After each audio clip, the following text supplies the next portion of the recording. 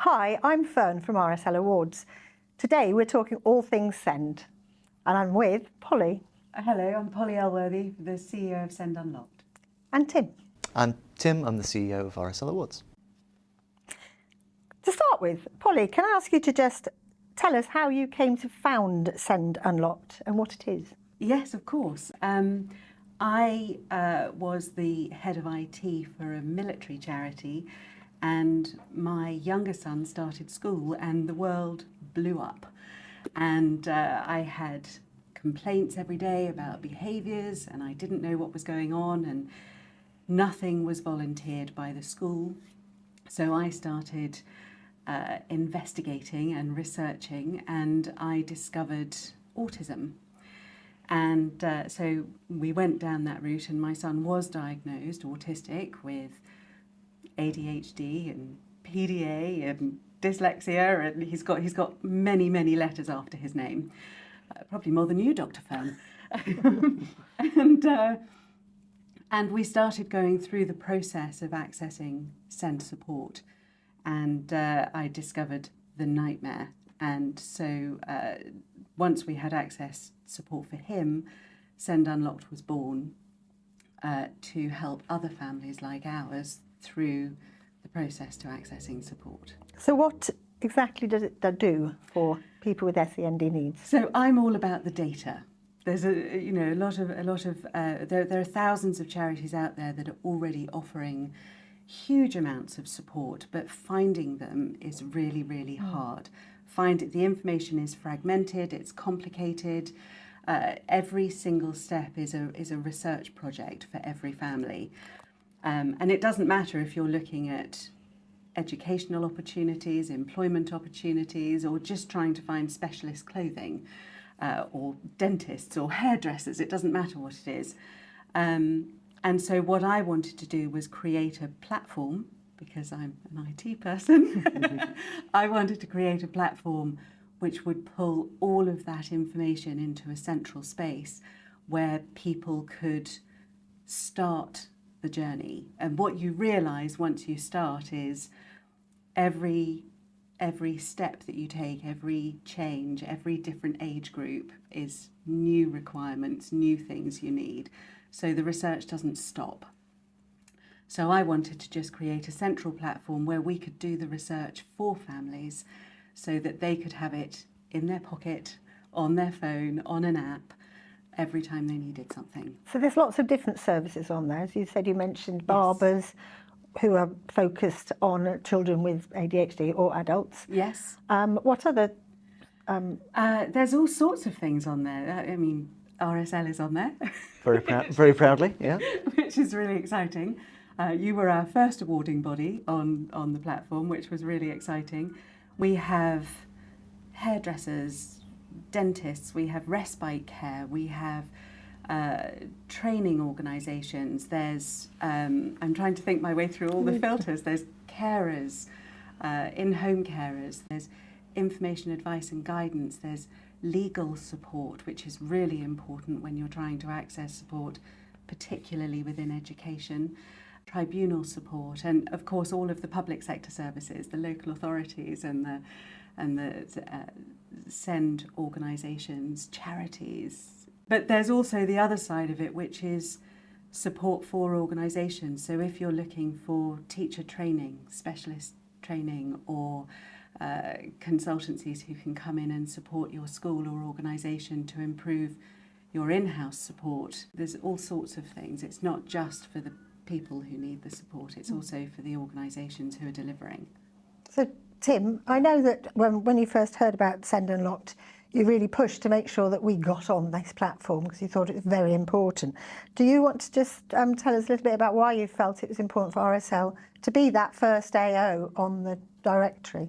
Well, we try and do quite a lot of things first, and I think it's really important that we look at the demographic of people that we work with and actually realise what's important to them as well. And I think with SEND, it's such a difficult thing to navigate, that actually tools which allow people to be able to get to understand the different needs of different people. Because I think effectively I've always thought of as SEND actually is just really just trying to understand people's differences and the different way that people approach different tasks.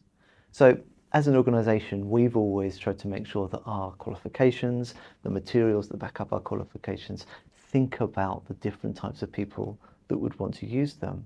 Now, we talk about that in terms of SEND. We also talk about that in terms of diversity and inclusivity as well.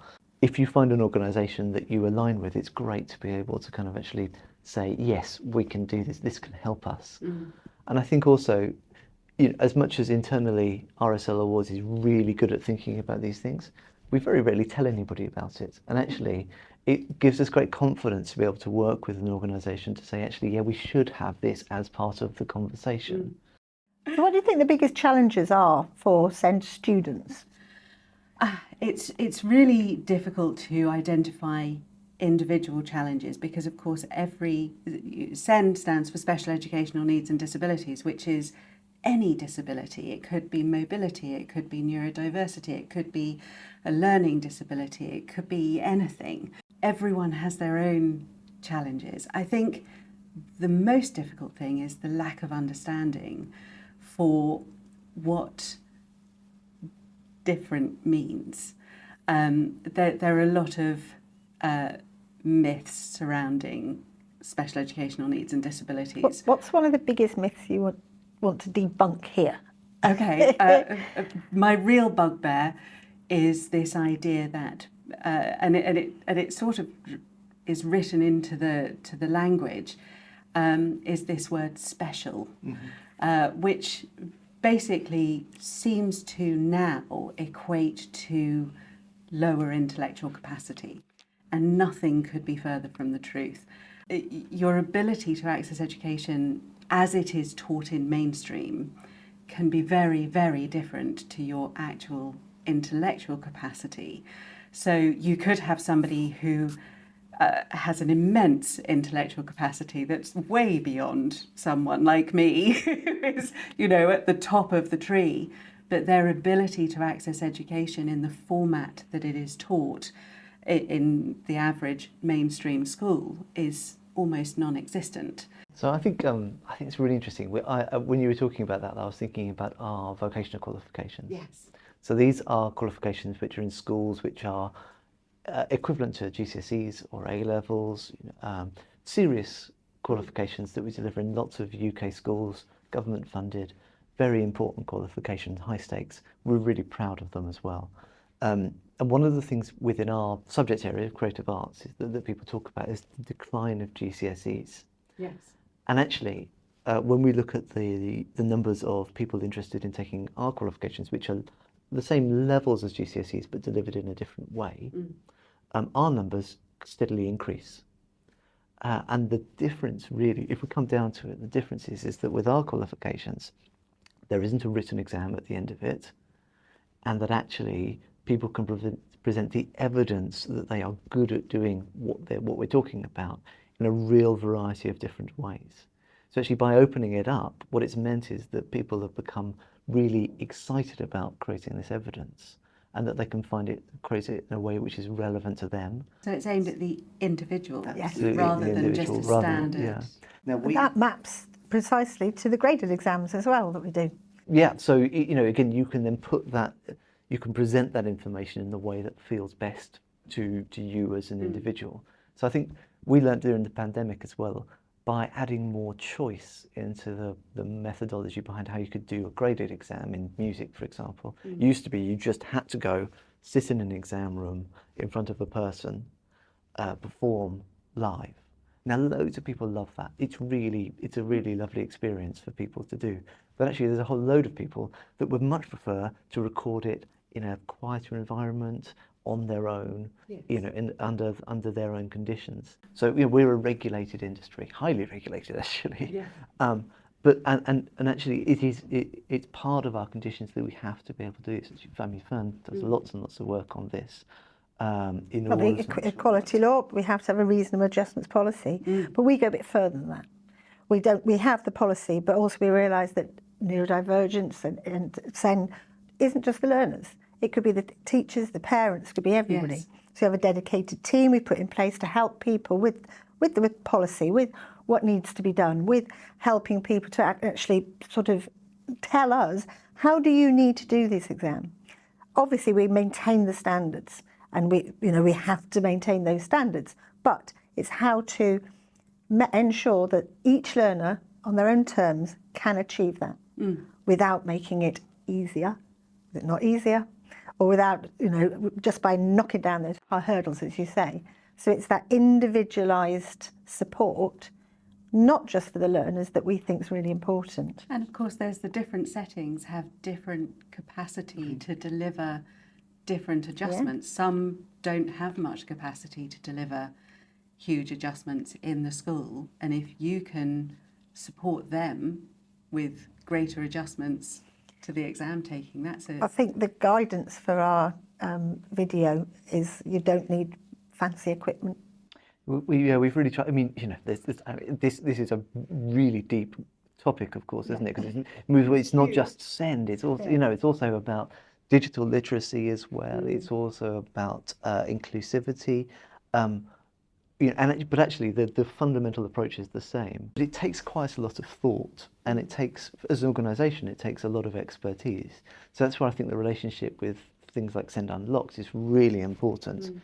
And we have a lot of these key relationships that we maintain in order to feel as if we are at the top of thought process around this as well, that we aren't we'd much rather lead in this space than follow, I think. And so, Tim, I know that our journey here at RSL has been really exciting with inclusivity and accessibility. Do you want to just say a few words about RSL's future? Yeah, well, I think that it continues to be at the heart of everything we do. Qualifications sometimes sounds like it could be quite a draconian kind of industry, but actually it's about inspiration, right? It's about recognising achievement. So achievement is different for different people based on the different approaches that they will take. So as long as we can continue to do that, that's what I'd like us to do. So where can people hear about what you're doing at SEND Unlocked, and how can people get involved and support? Oh, every way. We are obviously online. We have a website, sendunlocked.org. We are at SEND Unlocked on all social media. And of course, they can download the app. And the most important thing is, through the app, we have a Have Your Say area. And Have Your Say is where we ask questions about current projects that we're working on. So the directory itself is just a directory of all the organisations where you can filter and find out information. There's a glossary, because the language of the SEND sector is nigh on impossible to understand.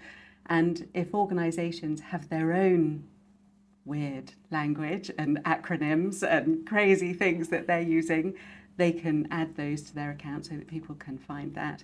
So there's a glossary, there's a resources part of the app where you can upload different interesting resources, and that could be talks, it could be books, it could be anything. But the Have Your Say area is where we identify what our next project is going to be, and then people can have their say and get involved and give us their opinion, and they can review the organisations that they've accessed support for, and all sorts of different things. So they can download the app and just start using it. Thanks for that. Really interesting discussion today. Thank you, Polly. Thank you, Tim. If you want to find anything else, please just visit our website.